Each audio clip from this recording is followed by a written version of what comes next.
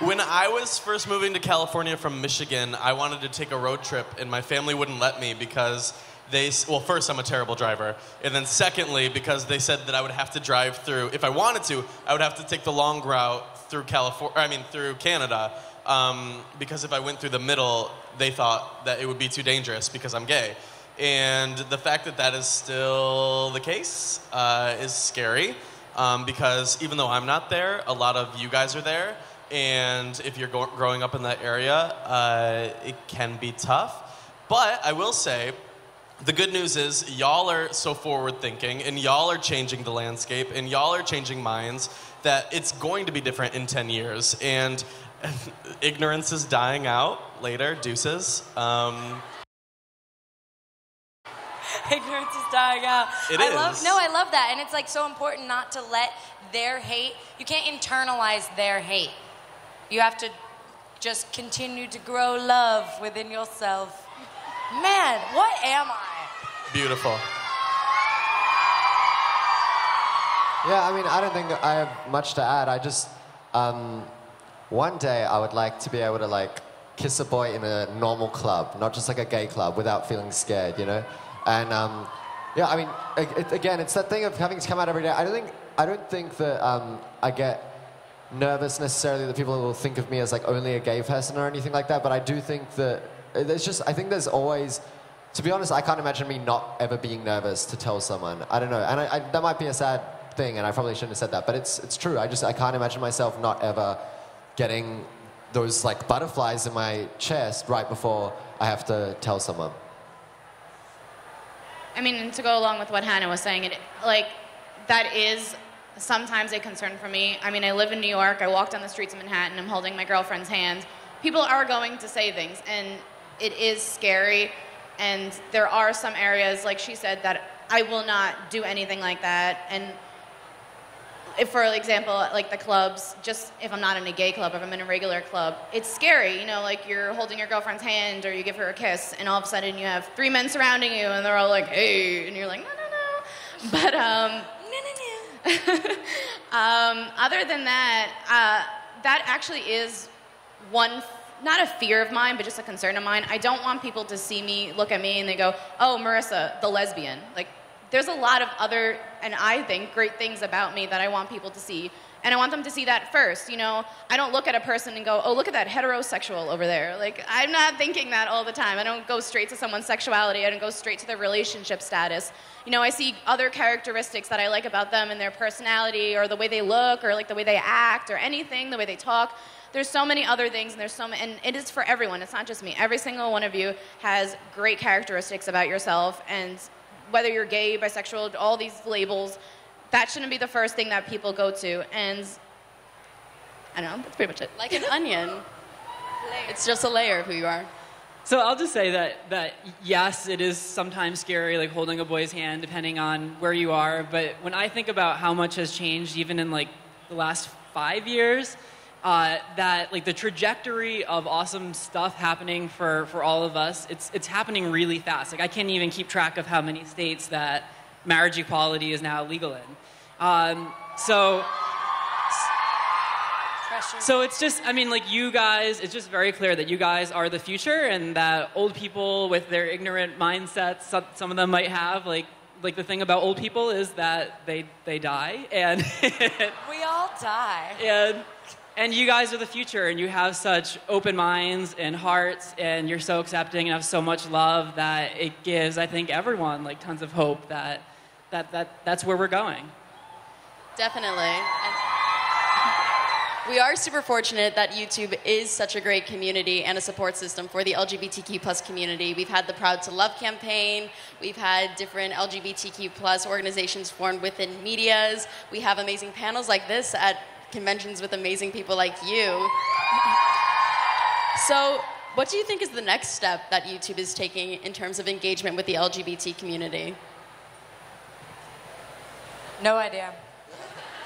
I don't know. I think Tyler and I earlier this year were at a GLAAD gala that actually awarded Google and YouTube for their inclusivity as a media platform and as a company themselves. And I thought that was something that is wonderful. Like, it didn't even cross YouTube or Google's mind to, you know, kind of try and create prejudice where there was none.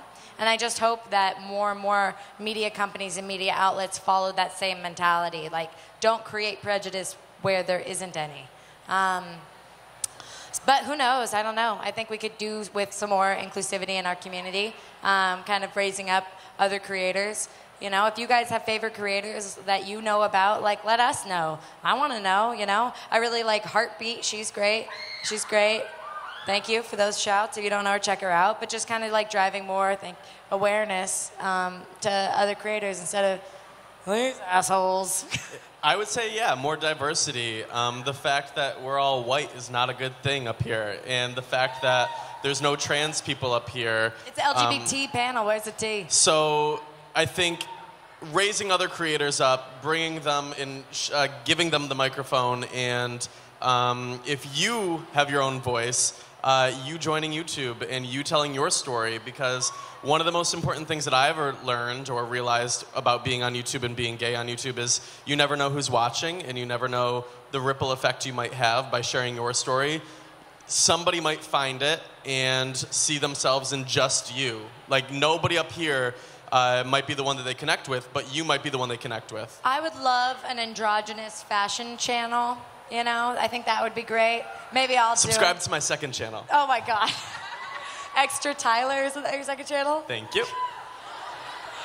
But either I lost it. It'll come back. Thank you. Do any of you have? Oh, Marissa.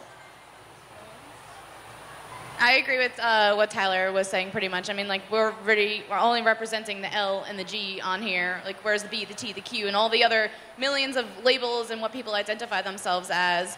I'd love to see more of that and not just us all the time, or, you know, the one or two few people. I'd love to see more diversity. And, you know, I was so excited when YouTube did the Proud to Play and they started, you know, identifying people who played sports and things like that, people who are so proud and out. And, you know, one thing I haven't really seen are maybe musicians. Like, you don't always hear about musicians. There's like the one or two people that you hear, oh, like blah, blah, blah is gay, or, you know, something like that. I heard recently that there was a country singer that just recently came out, and you don't hear about that all the time. Country singer, you think like, oh, South conservative, like something. I love that. When people have, like, gender pronouns, like if a girl says her in a song, I'm like, ah! I know, like Z. Oh, it makes me so excited and happy. Yeah. Oh, like gasoline, right? With this little fuck. And fun. It's not about a girl, so yeah. I will have to give it a listen, absolutely. So we are a big community, and you guys are fantastic role models for this community. I think that you all are really great at incorporating yourself and knowing that being gay doesn't define who you are, but taking pride in it is super important and super vital. And I feel like you guys are carrying the torch. Like, I know you mentioned how Ellen was a big influence for you, and now you're carrying the torch for someone else. So this is the next torch. So what advice do you have for this amazing torch? Take the torches! What advice do you have for this lovely group, if any of them were thinking about starting YouTube to help people with subjects like this, like coming out? I think the most important thing to do is just to turn your camera on, stop watching us, and start doing your own thing. And rather than trying to be like another one of us, there's already a Tyler. Lord knows we don't need another one. But I love you. We don't. Is to be your own person, to find your personality and to run with that. And instead of being a replica of us, do your own thing, and we'll tune in. We'll watch it. Yeah, I think just start. Like, the hardest video you'll ever make is your first, and literally it's impossible. Like, editing for the first time is a mission, but you can do it. And yeah, go for it. If you want to go for it, go for it.